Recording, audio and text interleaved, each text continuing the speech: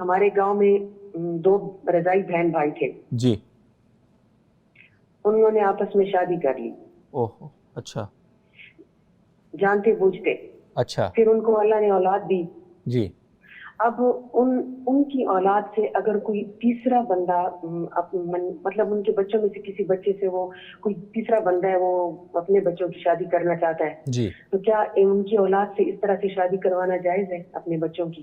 بہت سینسٹیو سوال ہے. جزاک اللہ جی.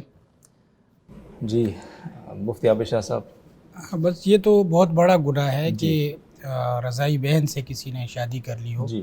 یحرم من الرضاع ما یحرم من النسب. جی. شریعت کا اصول یہ ہے جی. کہ جس طرح نسبی بہن حرام ہوتی ہے جتنی حرام ہوتی ہے بالکل اسی طرح جی. رضائی بہن دودھ شریک بہن جو ہے وہ اسی طرح حرام ہوتی ہے. بالکل. تو بہت بڑا گناہ ہے. جی.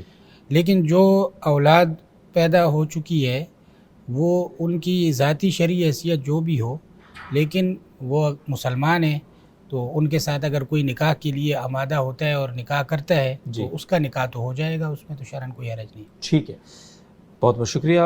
اس حوالے سے تھوڑا سا یہ بھی میں استاد جی سے اگر پوچھوں کہ جو بچے ہیں مثلا اب ان بچوں کا تو قصور نہیں ہے نا, یہ تو پیدا ہوئے اور ان کو تو نہیں پتہ تھا کہ کیا ہوا ہے پیچھے معاملہ, غلطی کیا ہوئی ہے.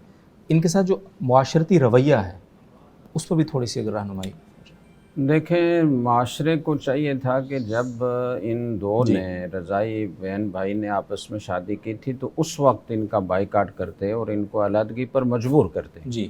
یہ بہت بڑا گناہ اور ایک طرح سے بدکاری ہو رہی ہے اور بہت ہی یعنی گھناؤنی قسم کی بدکاری ہے. تو کسی اجنبیہ سے آدمی مکالمہ کرتا ہے اور ایک اپنی رضائی بہن کو استعمال کرتا ہے, تو دونوں میں بہت فرق ہے, بہت بڑا گناہ ہے. جی. تو جب یہ ہوا تھا اس وقت لوگوں کو چاہیے تھا کہ وہ ان کو ہر طرح سے روکتے اور اس کا اس طرح بائیکاٹ کرتے کہ وہ مجبور ہوتے کہ علیحدگی اختیار کریں. بالکل.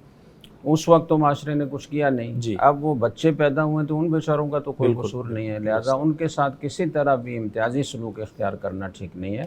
ان کو اپنے معاشرے کا ایک حصہ سمجھ کر ان کے ساتھ وہ رویہ اختیار کرنا چاہیے جو عام مسلمانوں کے ساتھ ہوتا ہے.